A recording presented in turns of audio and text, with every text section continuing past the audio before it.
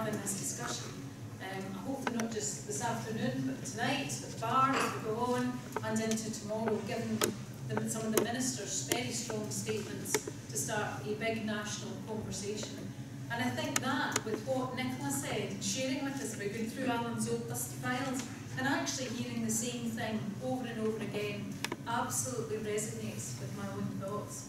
We spent too long dilly-dallying about the small things, and to use my own word from RTPI background, we need some big game changers, a few but fundamental game changers that are going to help us achieve the national outcomes.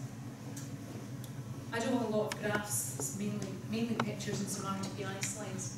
Firstly, we need to focus more on the big picture. We need to focus more on the outcomes that we're trying to achieve. And government have clearly set these out in SPP for us in a planning context. And I think up and down the country, we don't still have that fundamental focus. And part of that is, how do we enable growth through housing? I think we also, if you look at the stuff that's coming out, some of the stuff that's coming out of the Christie Commission, what's coming through in the Community Empowerment Bill, we need to have a focus on place-based approaches, asset-based approaches, so that communities are really having more of an involvement in what they're saying. And the RTPI has continued to do some work in the links between community planning and spatial planning, and that's throwing up some really interesting stuff. There's a big new agenda here for us to grasp, and we're going to have to grasp it harder in planning. But also, there's the big picture of internationally. Sometimes I think we look too much within Scotland or within TAYPlan or within Perth or whatever, because actually, quite a significant amount of the cash that the developers have to work dashed hard to get comes out of New York. It doesn't come out of the Bank of Scotland and Royal Bank in Edinburgh anymore. They have to work hard to go abroad, to find the funding, to find investors, to come back to our country and invest in it. And we have to make that more attractive to them. So it's not just people in Scotland looking at how our planning system and how we plan. There's an international audience out there. I did a wee bit of looking back, because this is the 1940s Tay Valley Plan. So these plans are incredible tombs of documents, but incredible documents in themselves. But the reason I put it up there, and I did a bit of looking back, was, you know, a lot of what we're talking about isn't new. This was planning for growth for the Tay Valley region, and it was setting that out in a very strategic and a very spatial way.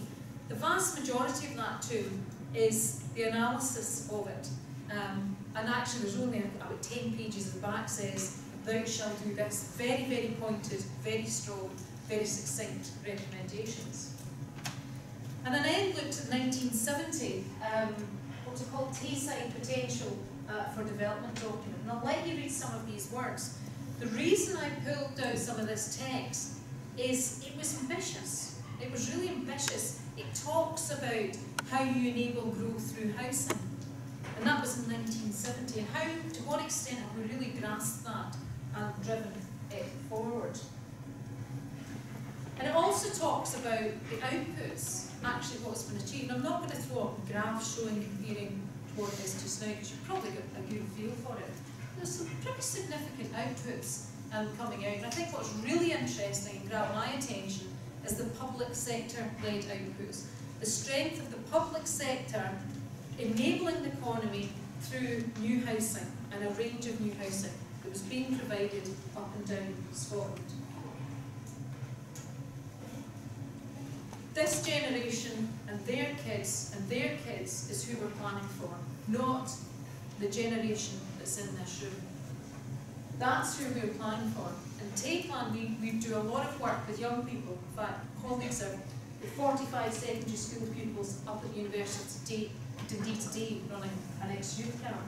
These comments were what children said. So they're absolutely tuned into, you know, where are they going to live? What type of house are they going to live? They're even talking about they don't want a toilet. I love that quote. So they're even starting to think about the aesthetics of their house. One of the most common questions, I think, certainly any development planning planner that goes out to consultation is, why do we need so many houses? It's time and time again. Why do we need so many houses? And those conversations from a whole range of customers are often starting from questioning why do we need this level of housing, and trying to pull it down, the numbers down over time. And I fundamentally believe, and I'm delighted to see some of the comments coming out of Alec Neil yesterday, that it's time for a change.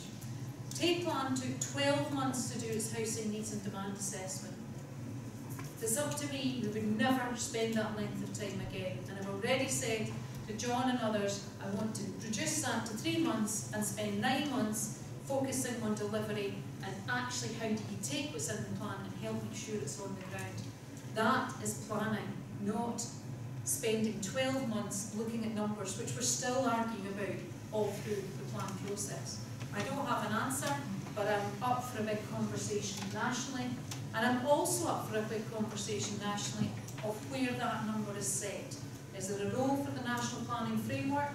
How does that sit with local politics and local communities? And then what's the role of our current development plan system? So that balance, I think, requires a cultural shift.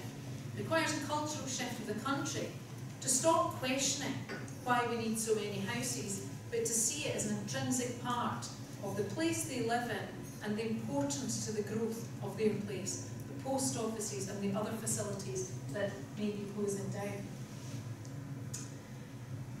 I'm going to intertwine some of the RTPI thinking now for the rest of the presentation. The RTPI, and I actually didn't realise it till I got on, well, probably started realising last year in my 16-year convener role, do a huge amount of research. And Craig and Nicola feed into that. But this was a paper going back to 2013 that was talking about delivering large-scale housing. There's a whole series of papers come out last year in the centenary year, really good papers about enabling growth and lots of factors. So if you haven't read them, we're really building up your bedtime reading, aren't we? And here are some of the key things that were coming out of it. Now, those key things are no different to what they were in 1970, and indeed they're no different, I would presume, to what they were when the Tay Valley Plan was done in the 1940s. And that's why I fundamentally think the conversation is around the game changers. It's not around the fluffy things of processes. It's about what are the fundamental things that need to change for us to achieve positive outcomes across the country. One of the first things I do, it's just the way I think, when I'm working with people, particularly in policy work, is go and look across the world, usually from that box that sits in front of you, and tell me where best practices in the world, best examples, whatever it is, green networks, whatever it is, think about it, bring it back, have a discussion and have a group conversation. And let's think if there's anything we can learn from it. And if we've not, we've enhanced our own learning. I do a lot of it. We've done a lot of work looking at Sydney and in Melbourne. And I'm just going to throw you a couple of slides. And the reason is to get you thinking out the box if you're not already thinking internationally. So the city of Burnaby is just basically adjacent, almost part of Vancouver. This is a housing growth strategy that's driving growth within the city and driving a new expanded transit system. Housing and the densification of housing in the city centre is at the heart. Riddlin is a classic example which you've probably heard of, which is also taking big, bold, planning, strategic, long-term decisions. Toronto, hot topic. It's in the front of the Toronto Star practically every single day. Richard Florida's waded in the past few weeks. Huge decision. And if you don't follow the city plan, the chief planner in Toronto on Twitter, you should. Jen Keswick. She's absolutely inspirational. This is the current situation, and here are the two options. And the push from the chief planner is take down this massive bit of infrastructure and start creating a boulevard. Big thinking, long term. A lot of money, but they have absolutely done their homework and can present a very thorough paper that demonstrates in the longer term it's better place quality, it's better for people, and actually it will save money. And in Boston, they've been doing some fundamental big thinking as well. Now the reason I put these up is where, or do we have enough of those examples in Scotland? Where and how much of that thinking are we doing as planners? That long-term, big strategic thinking. And I think that's really important, coming back to my earlier point, the big change about the outcomes and the need to make sure we are looking at preventative spend and are thinking about planning's role in that process so we don't end up with negative outcomes. The RTPI has been on a journey exploring what could the game changers be, not just for housing but a number of areas. And the reason we're doing that, as well as our focus as individuals measured in the recent elections, actually the RTPI team are focused on Scotland's elections in 2016. And the reason to do that is we want to influence politicians and their manifestos and actually have to firm up this reasonably soon to do it. Craig is a master at this type of work.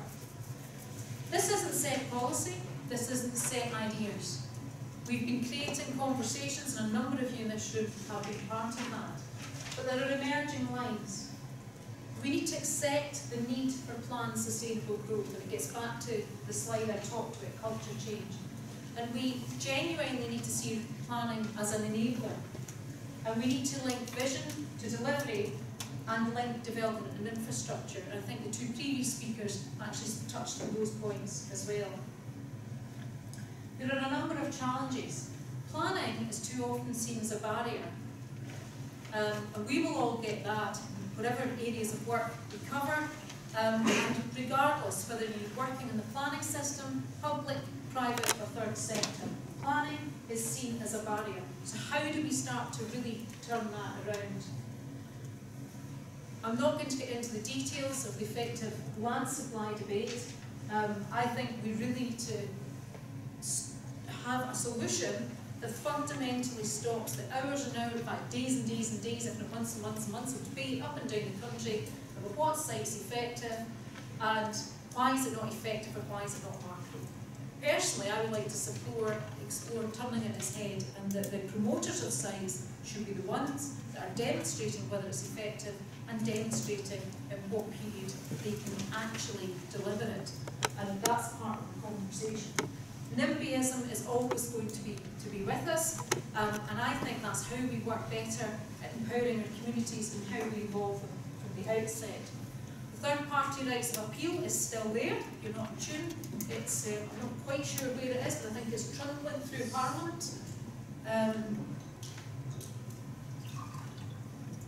I don't think it's getting a lot of backing, but it's still there. And there was a bit of media attention that Craig and I were involved in during March. And the other challenge is resources and performance, which I think the Minister, Neil, touched on yesterday, and public service reform. We are in a different world in 2015 than we were when the Planning Act was done in 2006 and the work that came up to the Planning Act. It's a different world. It's a different world for local government through the reform we need to make, and it needs to be modernised in that sense. In terms of delivering funding, some of the things that the RTPI will be exploring is upfront funding for infrastructure and land assembly, a more proactive role for the National Planning Framework and development and infrastructure. What will that NPF, what role is National Planning Framework 4, assuming there will be one, John, but what role could NPF 4 actually have, and to what extent can that become more stronger in actually its content? And promoting the role of the private sector through planning. There's a big demand there in the private rented sector. So how do we respond to that through the work we do, and indeed the work the Cities Alliance are doing? And again, looking at, well, who's the investors that's actually going to build thousands and thousands of private rented sector homes. It's also, excuse me, about processes. We're all too aware of the planning performance frameworks and the change to fees. In RTPI, we absolutely think that to remove the penalty clause and replace it with an incentive system, so it becomes much more of an enabler and actually enables authorities. And to look at how we can declutter planning processes and procedures. And I think there is huge productivity and performance gains in that second bullet alone. but also about upstreaming community engagement. That's not going to be a choice. That's fundamentally coming through in the work in the community empowerment bill. And not forgetting the importance of place, and indeed, in this context, Perth. I've already touched on some of the work that RTPI have been doing on planning and community planning, and now they are taking that down to looking at a few case studies in detail and really exploring that and what can be learned from it. And that agenda is around how do you bring the corporate nature of organisations, not just local government, but the partners together around the table, and how do you work towards preventative spend and avoiding negative outcomes. We also are exploring the thought of should we have a cabinet secretary for places. Because I certainly think there was a missed opportunity, I'm sure it was thought of, to bring transport and that infrastructure element in with planning in the recent reshuffle. Just some additional personal thoughts, which I already. I certainly have touched on the first one. I think these are things that I think should really be explored, so that's part why I was delighted to hear some of Neil's announcements yesterday. I always think, when I'm sitting looking at whatever role or roles I've had throughout my career, looking at a site, regardless of the siting, is this effective? Now, I think I've got quite a lot of skills, I'm pretty knowledgeable as a planner. I've never worked in the private sector, I've got a reasonable grasp of development finance, but actually the promoter of that site, even though they're not telling me, has a lot more information, because they wouldn't have done the deal otherwise, a lot more information than I have.